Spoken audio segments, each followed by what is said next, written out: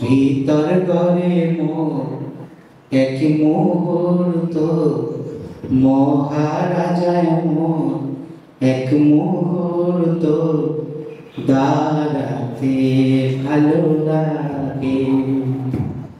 মহারাজায় মোর ভিতর ঘরে মোর এক মুহূর্ত, দাঁড়াতে ভালো লাগে।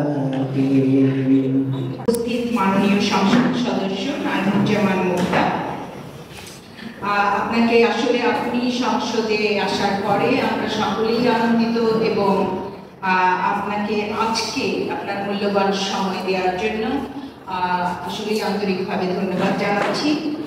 ব্যবস্থা দেখছো, যে এই সেচের ব্যবস্থা দেখছো, আমার অঞ্চলে হচ্ছে তার চেয়ে কম, কোনো অংশে কম নয়।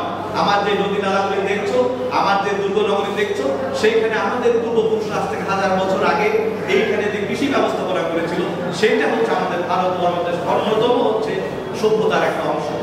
বিষয়টা নিয়ে কথা বলছি, সেটা হচ্ছে অপার সম্ভাবনা বাংলাদেশের পরিবেশ বান্ধব সাংস্কৃতিক পর্যটনের উপযোগী একটি অনন্য প্রত্নস্থল হলো ভিতরগড়।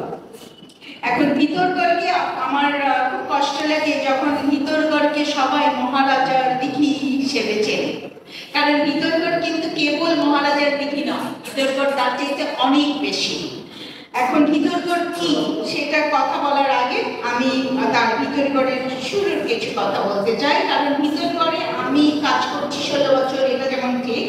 ভিতরগড়ে প্রথম কাজ শুরু হয়েছিল আজকে থেকে 215 বছর আগে।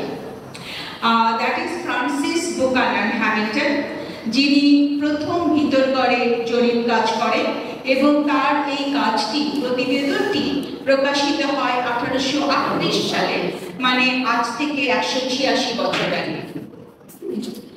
এরপরে হান্টার এই বুকাননের এই প্রতিবেদনটি পুনঃপ্রকাশ করেন এবং সেটা পুনঃপ্রকাশিত হয় 1876 সালে।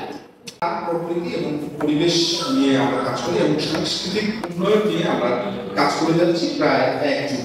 আমরা শুরুটা করেছিলাম তেঁতুলিয়ার দর্জিপাড়ায় শেখ ফরিদ নামের একটি পাখি পাওয়া যাবে, যে পাখিটি সারা বাংলাদেশের মধ্যে শুধুমাত্র দর্জিপাড়া বলে। সেটি কনজারভেশন নিয়ে একটি সেমিনার করার মধ্য দিয়ে কারিগরের এই যাত্রাটা শুরু হয়। এরপরে নানা ধরনের আমরা আয়োজন করেছি, মানুষকে হাঁটা উৎসব করেছি এবং সার কীটনাশকযুক্ত শাকসবজি কৃষি বিষয়ে কাজ করেছি এবং সবচেয়ে বেশি যেটাতে আমরা ফোকাস করছি, গুরুত্ব দিচ্ছি যে কিভাবে মফস্বল শিল্পীদের থিয়েটারের মাধ্যমে বা সাংস্কৃতিক চর্চার মাধ্যমে কিভাবে তাদের আয় রোজগারটা বাড়ানো যায়, সেইটা নিয়ে আমরা এখন কাজ করছি। আমরা এখানে আমরা একটু কর্মসূচি শুরু করেছি গ্রামে গ্রামে থিয়েটারের দর্শক। আমরা যদি ঢাকা শহরে দেখি বা শহরগুলোতে দেখি যে থিয়েটারের দর্শক নেই বললেই চলে, কিন্তু গ্রামে একটি থিয়েটার করতে যায় তখন অসংখ্য হাজার হাজার মানুষ দাঁড়িয়ে। এই যে থিয়েটারের দর্শক তৈরি করা,